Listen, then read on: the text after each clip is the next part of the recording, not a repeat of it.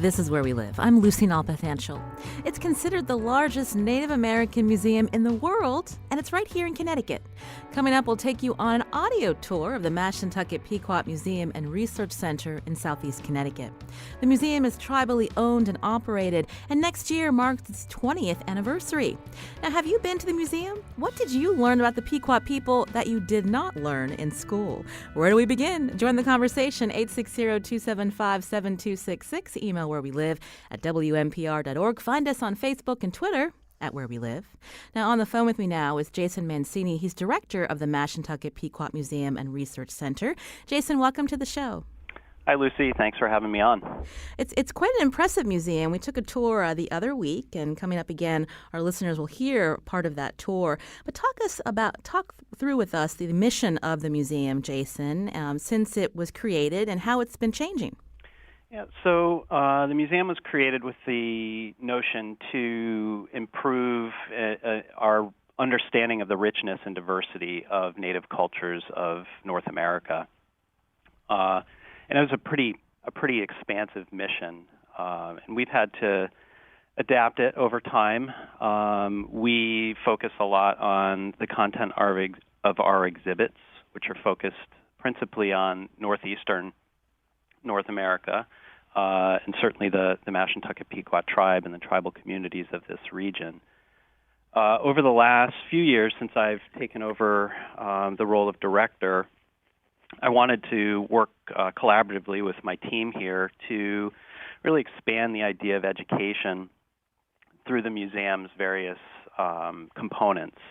So not just the exhibits, but bringing education through food, through arts and crafts, and through public programming. I mentioned that next year is the 20th anniversary of the museum. So back when it opened in 1998, walk us through when that opened. I know you've only been the director the last 3 years, but when they were looking at let's build this museum, and it's not just a small museum. I mean, it's over 300,000 square feet. There's very specific permanent exhibits, including these extensive dioramas. This Pequot village we'll hear about a little bit later, but just the idea behind the museum and why they felt it was important. Well, I think, indigenous histories in this nation are often overwritten by colonial histories and marginalized.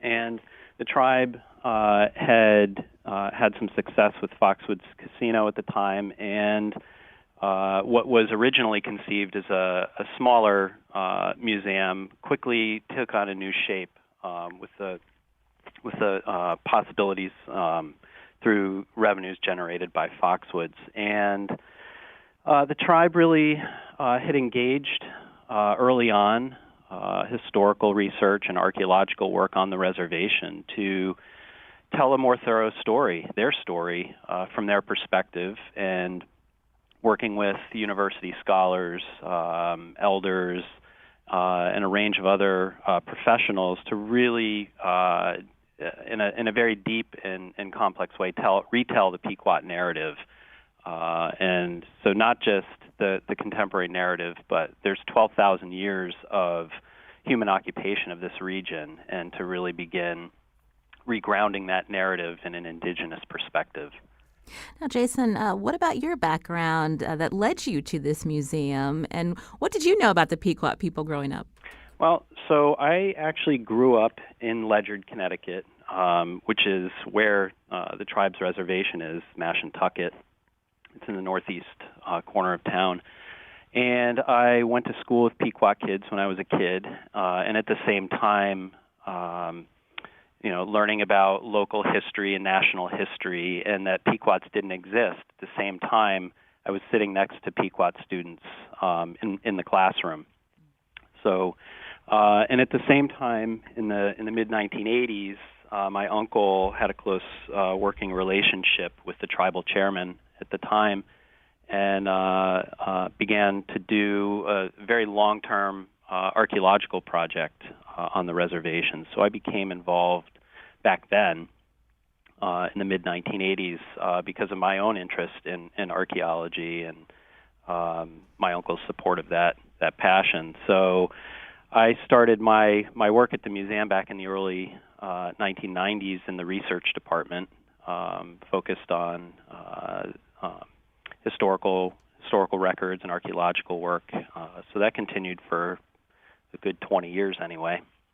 I understand one of the projects that the museum is involved in, along with Yukon, is understanding more about the battlefields of the Pequot War. Can you talk about that project? Yeah, so the Pequot War is one of the most significant events in early American history, and yet it remains very elusive in the national narrative of this country. The conflict between the English and the Pequots is really sort of ground zero for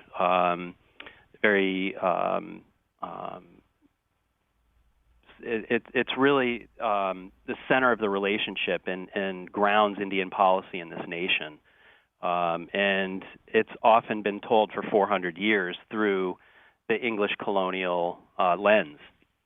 And the archaeological work and the battlefield protection projects that we're working on through the National Park Service have really elucidated what this conflict was about, the impacts of it. Its memory and legacy is told through various local histories and oral histories, and it's a deeply impactful conflict that we're able to give new shape to through an interdisciplinary approach through our research team. And that's a big part of the mission, too. So you're not just walking through and seeing exhibits related to the history. You have researchers coming to your facility to do that work as well. Can you talk a little bit about that, Jason? Absolutely. So the archaeological work is one component, and we work collaboratively with a range of archaeologists from around the region who've come here, studied sites at Mashantucket. And we've identified around 300 sites that span 12,000 years here. But more than that, we've done tremendous historical research that focus on the tribe and the tribes of this region. And because of that marginalized history, we've been able to really root through a range of resources from historical societies, personal archives, national archives, going as far away as Europe. We found archives on Pequot people and native people from southern New England and Hawaii and in Alaska and New Zealand. The folks here were not these sort of marginalized backwoods folks. They were remarkably cosmopolitan, global citizens very early on. After the colonization of this region. Connecticut State historian Walt Woodward described the Mashantucket Pequot Museum and Research Center as arguably more engaging and informative than the Smithsonian's National Museum of the American Indian. That must make you feel good? We hear that a lot, and we're very happy about that. Certainly it's, the story that we're telling is very engaging, very comprehensive. It's immersive more than anything, so people can come into the museum and feel like they're walking back in time to the 16th century or 12,000 years ago, as the case might be. We have a couple minutes left, Jason, and again, when the museum was first created, there wasn't a lot of competition in the casino world, and a lot of the funds that the Pequots, Mashantucket Pequots, were able to earn during that time helped build such an expansive museum. What are the challenges moving forward in terms of getting other people interested in supporting this museum? Well, yeah, the world of museums is always challenged by financial considerations, and we're working through some of that and building partnerships with colleges and universities.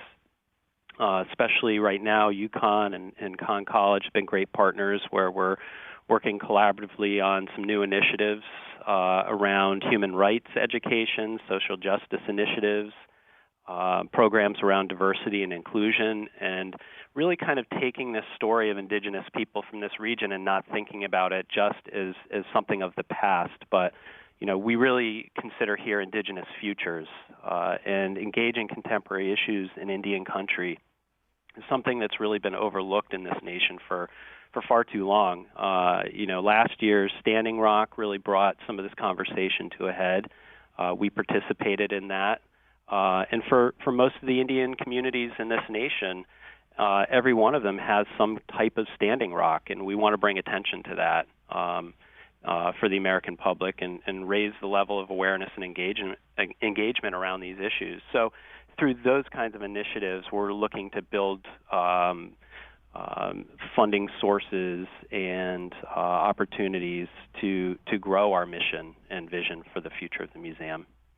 I've been speaking with Jason Mancini. He's director of the Mashantucket Pequot Museum and Research Center. Coming up, we're going to hear an audio tour of the museum from the natural history of the region to the distinct culture of the Pequot people. Jason, thanks so much for your time. We appreciate it. Thanks, Lucy. Coming up, we're going to hear that audio tour, and we hope you stay with us. This is Where We Live.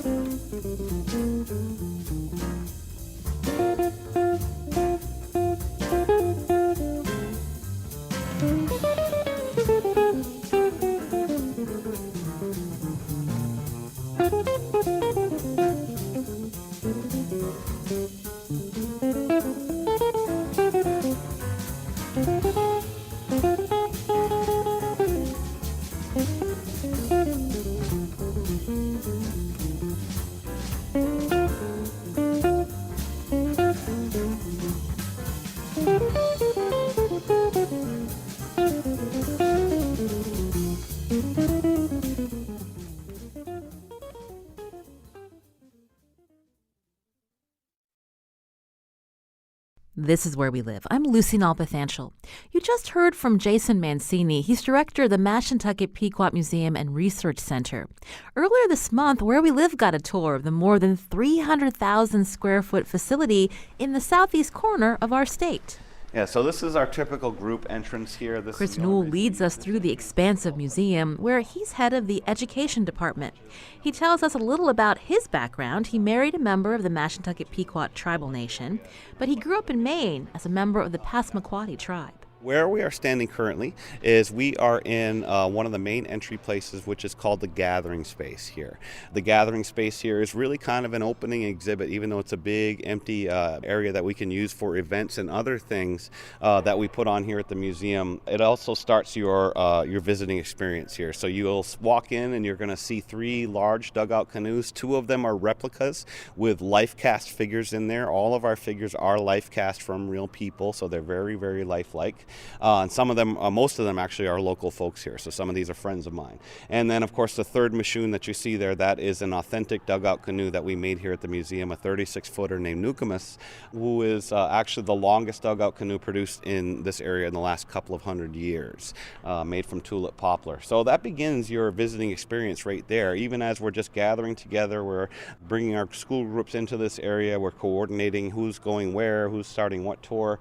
You know, this begins their experience here, and the architecture of the building also adds to that. So the word Pequot translates to the people of the shallow water, and so the floor here, this large blue floor with the speckling with quahog shells spread all around them, represents a large estuary, which is where the Pequots would live as they seasonally migrated throughout the season. In the summer and late fall, they would be on the ocean shore camping around estuaries, and so this room represents a large estuary. In the top of the room, in the glass ceiling, there is an architectural structure that looks like an overturned Mashoon or an overturned dugout canoe. And then when you guys enter and exit the building, the facade of the building looks like a giant wampum belt. And now wampum being a big part of the tribal history here, those being shell beads made from specific shells we find around Long Island Sound here, the quahog and the channeled whelk found in this area, used amongst the tribes for gifts of significance, but when the Dutch arrive here, they become part of the trading network as well. And that's where we kind of get the idea of wampum as Indian money, but that was never the case amongst the way tribes use it amongst themselves. And it's just the Dutch would use it as an exchange rate because they wanted beaver fur. And so we cover a lot of that in the history as we go downstairs. Once again, when we go down, it's a very immersive experience while you're here. And so you're literally walking into spaces that are full recreations of the time and place, of the exhibit itself. From the gathering space, Chris leads us into an entrance exhibit where the walls are covered in bark and rocks. These rocks were excavated during construction of the museum back in the late 1990s. Chris says they recycled them for use in both the interior and exterior walls of the museum because they view rocks as the first gifts from the land and the water. Now, one of the things that we do at this museum that's not common amongst museums is there is a mixture of natural science and ethnohistory here. So the beginning of the tour actually starts with a whole lot of natural science. We will see large animals that existed here 10,000 years ago, what we call megafauna, mastodons, dire wolves, giant beavers, caribou, and then we start to transition forward, and as we do that, we see the change in climate here and people adapting to those changes, and then we see the namesake of the Pequots taking shape as they start fishing, and advancements in technology that happen all the way through, usually through trade, and a lot of tribes in this region here traded from all over. In fact, Passamaquoddy people were located in eastern Maine. The word Connecticut in my language translates to something long and straight. That was our place name for the Connecticut River, which if you looked on a map is a pretty straight north-south flow. It's an accurate description of that river. To the tribes in this region, that word Connecticut translates to the long tidal wetland, and so this is the land where the Connecticut empties out. And so we knew this place as Connecticut as well, even all the way up 8-hour drive by car. You can imagine by canoe how long that trip would be, but we did come down here to trade for the wampum that was created by the tribes here, as well as some other things that they had, and we traded our technologies back and forth, and we learned from each other. And that's one of the things I always try to get across on my tours, is that Native peoples are not static. We are not stuck in one mode of time. We have always adapted to new technologies as they became available. And so when the Europeans arrived, the Dutch especially, they bring their iron kettles and brass kettles and other metal goods. Just natural that the native people would in this region would take advantage of those new technologies, and we'll be seeing that as we go through the exhibits.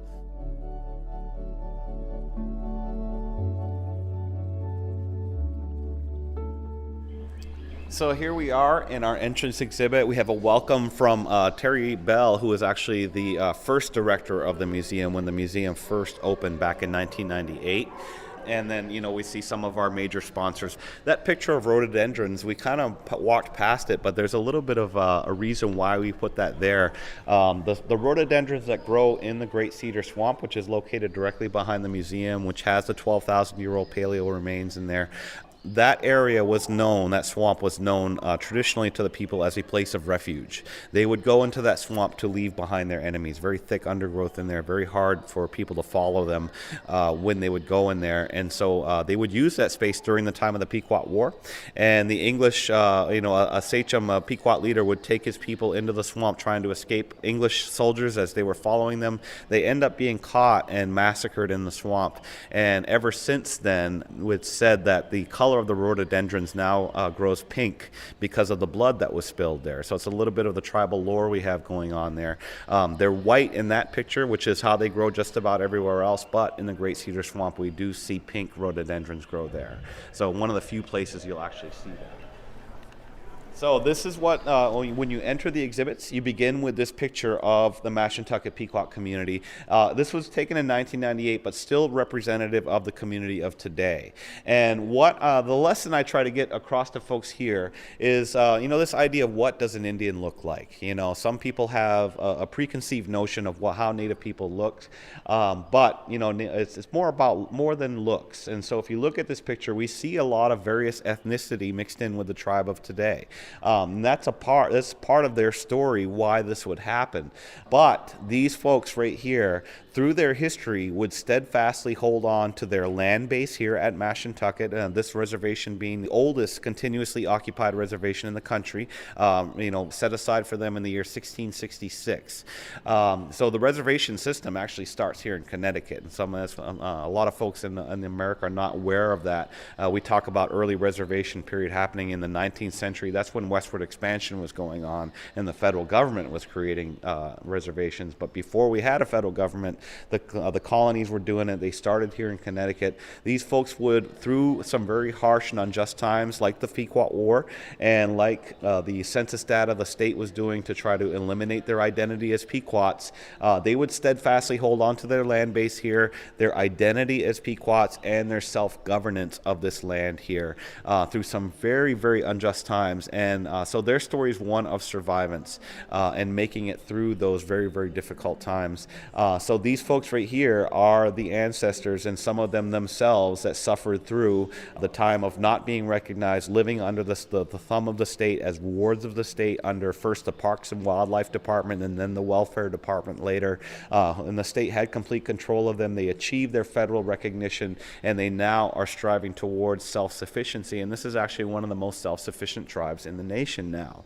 They can make a living wage off of their own economy here with the casino. And so the end of the story, when we get to the end of the exhibits, actually ends on a high note. Even though we see the massacre and other things that happen throughout their history, we actually see in the modern day times in 2017 a thriving community here with the ability to use monies for education and housing, and they are all once again back, allowed back on their ancestral land here, which was the difficult thing for them to remain to do. The oppression of the state, reducing this reservation from 2,500 acres originally down by the 1960s to only 200 acres. Now it's back to about 1,100 acres, but that 200-acre plot was the worst part to live on. Many of them had to make the difficult choice to leave the reservation, many of them ending up in the coastal towns due to the whaling industry, and that's where we saw intermarriage happen for about 100 years. That's why we see the various ethnicity mixed in here. But once again, even though they lived off reservation, they considered themselves as Pequots first, and that's very important, because that when they would come back and reassume their land base here, having that identity and being able to prove it was a big part of them achieving federal recognition. This is Where We Live. Today we're taking you on a tour of the largest Native American history museum in the U.S. It's right here in Connecticut. The Mashantucket Pequot Museum and Research Center is in the southeast part of our state. Our guide is Chris Newell. He leads the museum's education department. One of the most striking features of this museum are the life-size dioramas. But before a visitor reaches those exhibits, the museum focuses on the natural history of the region. Visitors are led back to the Ice Age via escalator down into a turquoise room designed to mimic glacial melt and where water cascades down the walls. So the walls are, replicas. They look like a large glacial wall. And they're really well done. The dirt that would be in the ice and everything else that's located in there. We see some of the rocks frozen in the ice, and then we hear water rushing. So as the glacier is melting, of course, it's going to cause water to rush down and drip off of the ice cave. And we have certain sections where you see water dripping down. So it's really an immersive experience for kids especially, but for all people. I mean, everybody kind of gets a thrill out of this, riding this escalator, So it's kind of one of the highlights of the journey as you go through here. So we get here, and this is where this globe right here shows the movement of ice over time. There are 3 different colored dots that you see represented on there. The white dots representing ice as the glacier grows. The green dots, what that is as the glacier grew, the sea level dropped. And so that would become dried land on the continental shelf as the sea level would drop below that. So that's where we see the green dots showing up. And then the blue dots we just saw as the glacier is retreating. It's leaving behind some glacial formations like famous ones like the Great Lakes and Hudson's Bay. And so that's what we see going on here. So this is a good way to, visually represent for, especially those that haven't had this natural science before, how the ice would have moved, how much it covered, at what time period. And really gives them a good idea, but we're at this point, we're only talking natural history here. We're going to transition in a little bit, but we also include a set of pictures here on the wall. These are all on the reservation here. These are just more evidence of the glacial rock formations that were left behind. Council rocks there, a big flat rock that makes a natural meeting space in the woods that's located here. Balancing rock on the bottom, that big boulder there dropped in that precarious position. It's actually hanging over the edge of a precipice. You can't tell by the picture, but the story with that is if that rock were to ever fall, it's a sign of bad luck for the community. So it shows that they give spiritual significance even to the stones. And then, of course, the first picture there, that's, the rocks that we see all through the soil here.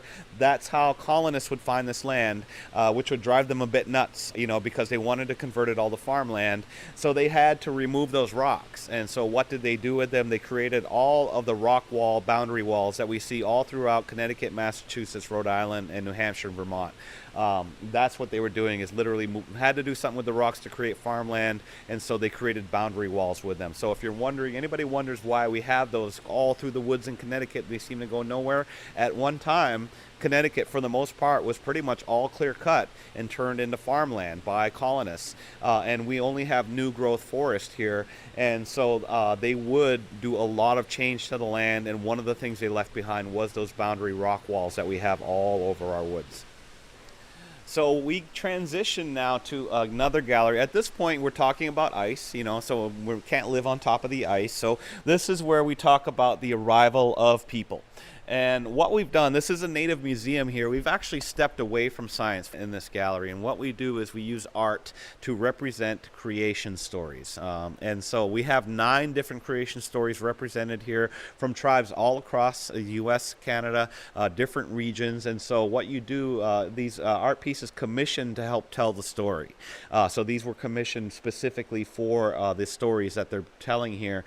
And, I always tell people, take the time, read the placards. What you find is there are some commonalities going on here. Every story is very different, but some of the things that are common are the idea that the land is not an object that you can possess, but it's something that sustains you. So that's a concept that's very different from European colonists' ideas of land usage, where they do own land. And native cultures here in this region, they did not own land. They owned possessions. They did have that concept, but the land itself was considered like a living being, and so you could not own it. It sustains you instead. So that's what we see going on here is creation stories. We use creation stories because it doesn't matter where in the world you come from, your culture has a story of creation. This is Where We Live. I'm Lucy Nalpathanchel. Today we're learning about the history of the Mashantucket Pequot tribal nation through their museum in the southeast part of Connecticut. Chris Newell is our guide. He's head of the museum's education department. After the break, we'll continue our tour where we take you to one of the museum's most impressive exhibits, a half-acre replica of a Pequot village in the 16th century. And later, we'll learn what happens to the Pequots with the arrival of the Europeans and how the Pequot War dramatically shaped the tribe's future.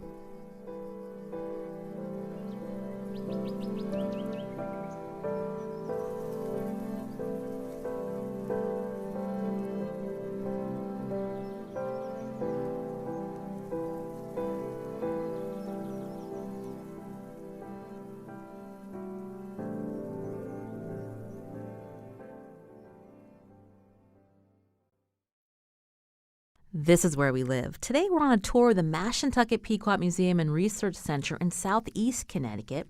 Chris Newell is our tour guide. He's head of education at the museum. Our next stop is one of the most memorable exhibits here. It's a replica of a Pequot village. So you walk into this village, and for little kids, it's often a wow moment as they walk in here because you don't see exhibits this large and this detailed in many places. And so for a lot of kids, this is the first time they see something this big and this detailed. And what you're seeing here is essentially a summer village day and the regular happenings of a summer village day. The setting is a hot August day in here. All of the life casts that you see here, once again, cast from real people. Everybody's dressed for the summer weather. And so when we have very, very young kids, we have to remind them that, and we only had buckskin to make clothing out of. And so everybody's dressed from the waist down only. But that's an accurate depiction of how people looked here at this time period. We see what are called weetus, and most popularly known as wigwams. But in the local lingo here, they call their homes weetus instead. But essentially, they are the same type of structure. They're a bark-covered dome-shaped home in this region using thick barks like oak barks or tulip poplar.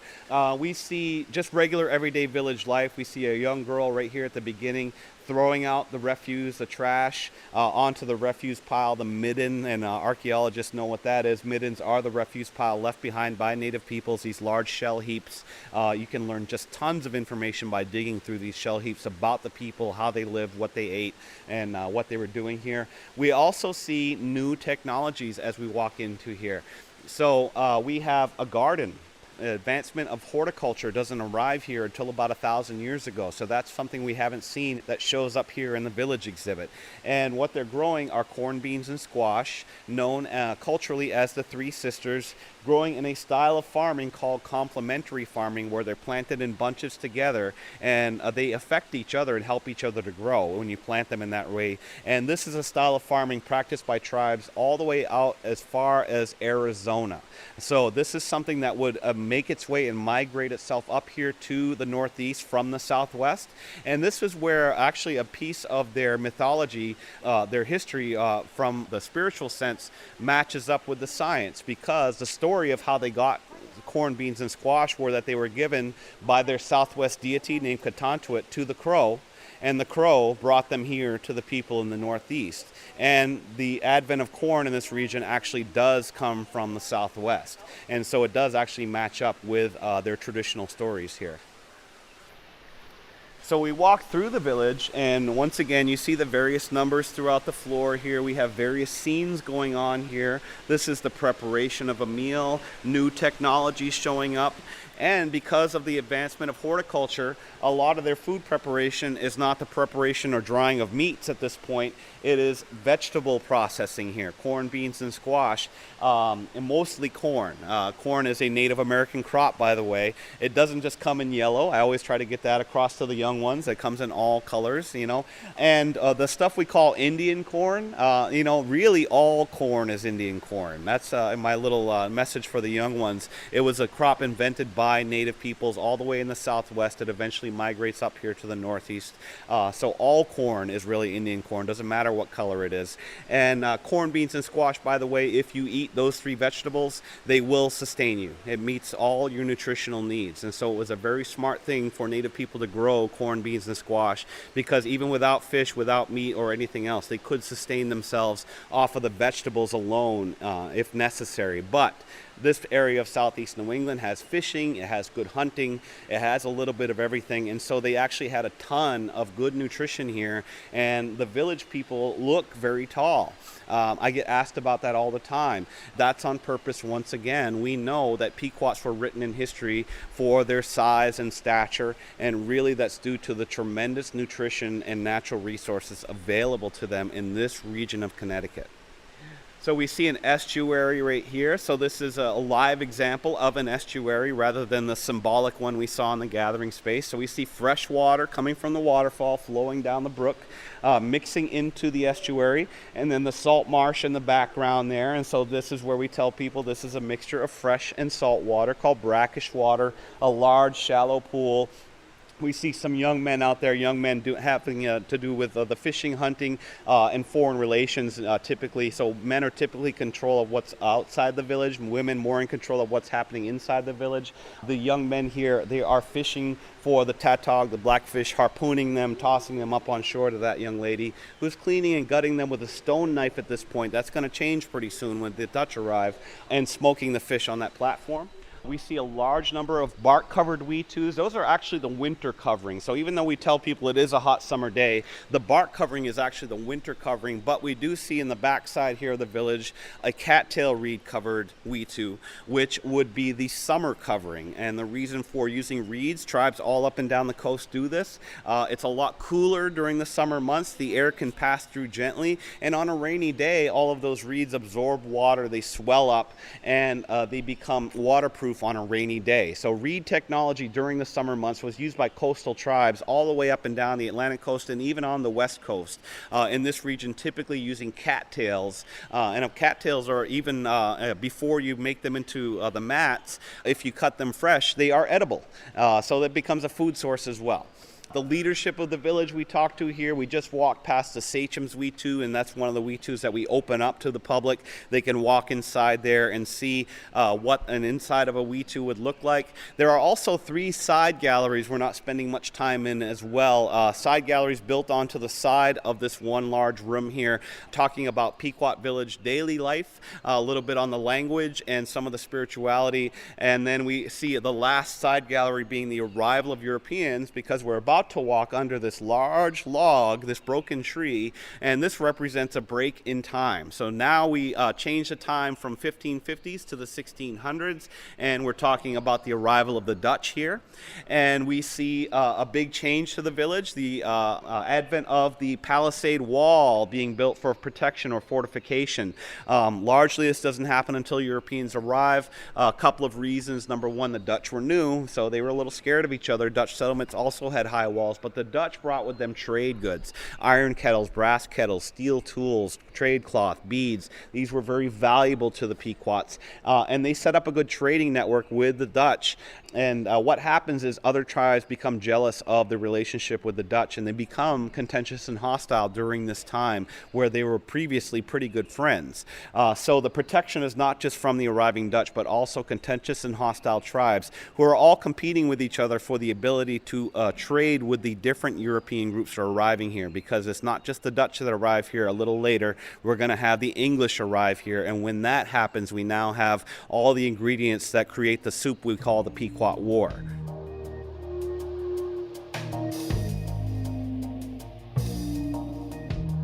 This is Where We Live, on a tour of the Mashantucket Pequot Museum and Research Center. Our tour guide Chris Newell leads us from the lifelike Pequot village into a hallway where a group of school children excitedly play a Native American game of ring and pin. We stop outside one of the museum's theaters where a movie plays detailing the Pequot War. All right, so this red hallway is red for a reason. This is where we get into talking about the Pequot War. Now, the Pequot War occurred from 1636 to 1638 between the Pequots and the English settlers. So what happened essentially is the Dutch were here for 30 years. They did make good friends with the Pequots. They were making good money with the wampum beaver fur trade. And what happens is the Mayflower then arrives in Plymouth in 1620, right? Gloucester gets established by the English in 1626. And then by the 1630s, they're in Rhode Island and now in southeast Connecticut.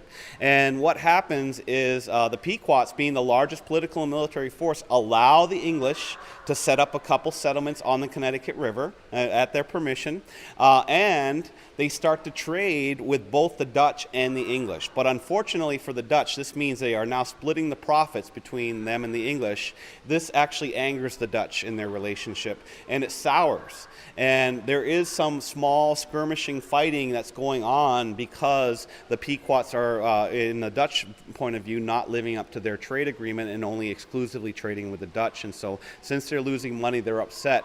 But the war was between the Pequots and the English. But really the beginning of the war starts with an action of a Dutchman. A Dutch tradesman captures a Pequot sachem, ransoms him for 50,000 wampum beads during the souring of the relationship that was happening. And the tribe pays the ransom, but they were betrayed when they were returned a dead body, which angers the Pequots against the Dutch, but really against Europeans in general. However, trade still so valuable that they're trying to keep it going. And so later on, the son of that sachem that was killed is making another trade deal with an Englishman, a man named John Stone. John Stone did not have the best reputation. He was trying to cheat the Pequots, and he gets figured out, and they fight in the cabin, and in the process, John Stone gets killed. Now an Englishman has died in Pequot territory, and the English decide they're going to enforce their own law in Pequot territory. And remember, at this point, they're existing here at the permission of the Pequots. So their attempt to do this was really an act of aggression. And they would demand the heads. They would come with several ships at the village where John Stone was killed, demanding the heads of those killed, those involved with the killing of their countrymen. And the Pequots basically tell them, "You wait here.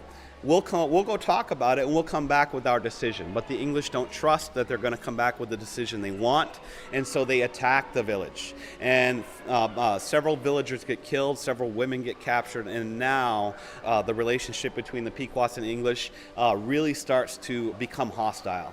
So fast that eventually the English leadership in Hartford would declare offensive war on the Pequots. Now, why? There's a couple of reasons. The Dutch, once again, were here for money. Okay. okay? So they weren't here to live permanently. The English, very, very different story, right? The Mayflower, those folks were coming to live here permanently. So they wanted to make their settlements prosperous. And so one of the ways to do that was to take over the beaver fur wampum trade, who the Pequots were basically in control of, and the English were contentious and hostile with. So if you eliminate the land of Pequots, you can now work with other wampum-producing tribes who are friendly to you, like Narragansetts, who they did make a good friendship with. So they do declare war on the Pequots in 1636 with the aim of eliminating the land of Pequots. This was an attempt at a genocide. This is the first time a European power takes on a native power here in the Americas. And the first year of the war, actually the English don't win a battle. They're technologically superior, but tactically very much inferior. They're used to open field battle tactics, where that occur in Europe, where native people don't fight that way here. And tactically, they were doing things like drawing soldiers out of forts into traps in the woods, where they were popping down out of the trees, jumping up out of the leaves, and they're getting the soldiers that way, which the English felt was kind of unfair. But that's the way native people fought here, so they would have to adjust. So the turning point of the war happens right about the midpoint in May of 1637. The English would ally themselves with Narragansetts, Mohegans, and some other tribes in the region here against the Pequots. And in the early morning hours of late May 1637, they would sneak attack a fort in Mystic, Connecticut, and light it on fire, and in the process kill 600 men, women, and children, known as the Pequot Massacre in history. This was the first win for the English in the war. This was the turning point of the war. With their allies, they would continue to win through the next year, and then eventually subjugate the Pequots as slaves. So at the end of the war, the Pequots lose their territory to the English by conquest, which is about 250 square miles. And the English draw up a document. The document was called the Treaty of Hartford. Now, this is an English document, okay? It's written in the English language, so it has the values of England in it, which includes the values of land ownership. A lot of the provisions were basically about what they're going to do with the land that they had just conquered from the Pequots, and they even exclude their allies, Narragansetts and Mohegans, from coming onto the land. They're not allowed to do so. And they also they create a new relationship. They basically say that if Mohegans and Narragansetts, if you guys start to fight with each other, we, the English, are going to come in and settle the fight for you at threat of war. And so this is the dynamic that now gets set up. The English, existing previously by permission, now are taking over the power in this region here from even their allies. And the surviving Pequots are subjugated as slaves. And so that's why we have two Pequot nations of today. Those subjugated as slaves under the Mohegans would eventually become the Mashantucket Pequots. Those subjugated under Miantinomi and the Narragansett would become the Eastern or Pawcatuck Pequots. So the war causes the split. But really, both Pequot tribes are just Pequot, and that's their original standing here. And in modern day America here, we have one of them federally recognized and one only state recognized. It is not fair that that situation occurs. They are both descend from the exact same stock of people. Both tribes should be federally recognized.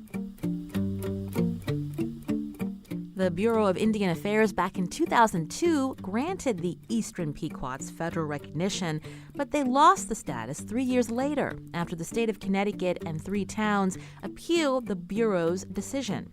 Now, the Eastern Pequots to this day are still trying to regain that recognition. Pequots were still Pequots. It didn't matter if they lived here or not. So many of them moved off reservation to find jobs and work, and because of the whaling industry, a lot of them ended up in coastal towns in this region here.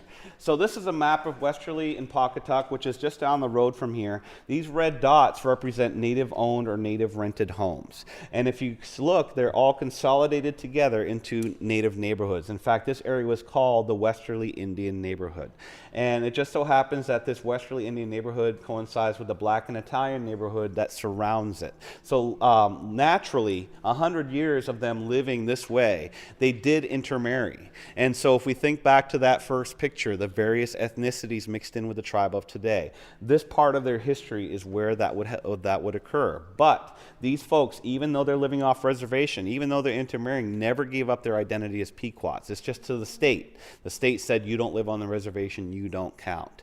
So what happens is, it gets so dire here. By 1900, there's only 11 families left. By the 1960s, it's only 2 women left on the reservation. And they were told by the state, if you die or leave this land, we're going to take your last 200 acres and turn it into a state park. They would have lost their nationhood altogether had that happened. So those 2 women saw the writing on the wall. What they started to do was hand out governmental responsibilities to their relatives who self-identify as Pequots in these off-reservation areas to draw them back to the land here and start counting higher numbers back here on the reservation.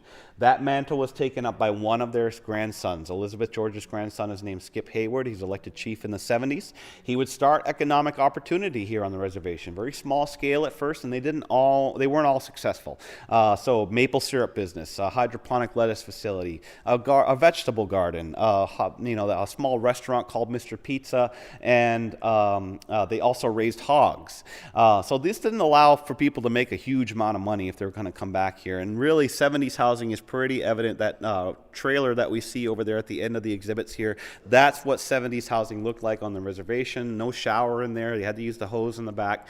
So if you're going to come back here, you're coming back to live under those conditions, and you're going to be under the thumb of the state. So Skip, at the time, saw the value in getting the tribe federally recognized. Now that means you have to prove to the federal government you have existed with a government, a land base, all the way from the time the United States government began in the 1700s all the way up to the present, continuously without a break. That's a difficult thing to prove. Some tribes have been trying for 20 years to go through the process to get approved. However, the census data that was taken against and used against the Pequot tribe all those years actually became valuable evidence in proving their existence here over time continually.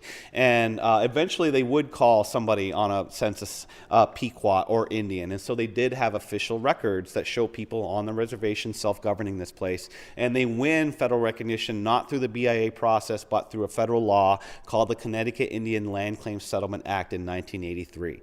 Now, the land claim had to do with that sale of land in 1855, which was illegal. The first Congress created a law called the Federal Trade and Intercourse Act, which said that Indian land could not be sold without the approval of the federal government. That was done by the state alone in 1855, so it was illegal. Skip sues the landowners, the disputed land, not with the idea of forcing them off the land, but with the idea of righting the historic wrong. So part of the settlement included a payment of $900,000 for the loss of land, which they were then able to use to rebuy land. And so the end of the story actually ends on a high note here. The reservation was increased from 200 acres up to about 1,100 acres from willing landowners. They never forced anybody to sell. They gained federal recognition. They have money for housing and education, and laws that have to do with federally recognized tribes like the Indian Gaming Regulatory Act apply here on the reservation. And so the Pequots in 1992 open up Foxwoods Casino. At the time, no competition for it. Grows to become the world's largest resort casino for a while, and now it's the largest in the Western Hemisphere, I believe, but still, one of the top leaders in the industry. And so now the tribe can come back and live on their land and make a living wage off their own economy. They are one of the most self-sufficient tribes in this nation right now because they are not so dependent on federal money for survival as they are dependent upon their own economy that they created themselves here. So the end of the story does end on a high note. The land is now repopulated by Pequots. We have close to 1,000 of them living on or near the reservation, and it gives us also this great big giant museum to work in here, which is the place I love to be because I love this work. I love teaching Native history, and I get to use this awesome facility here. And so the casino is also part of the creation of this place as well, which is really a treasure for the state of Connecticut and really for this country because of the history that's told here and how well we were able to tell it. That's Chris Newell, head of education at the Mashantucket Pequot Museum and Research Center in southeastern Connecticut. For photos of our visit, check out WNPR.org/wherewelive. Today's show produced by senior producer Lydia Brown. Thanks to the staff of the Mashantucket Pequot Museum for our extensive tour. Also thanks to producer Carmen Baskoff. I'm Lucy Nalpathanchel. Thanks for listening.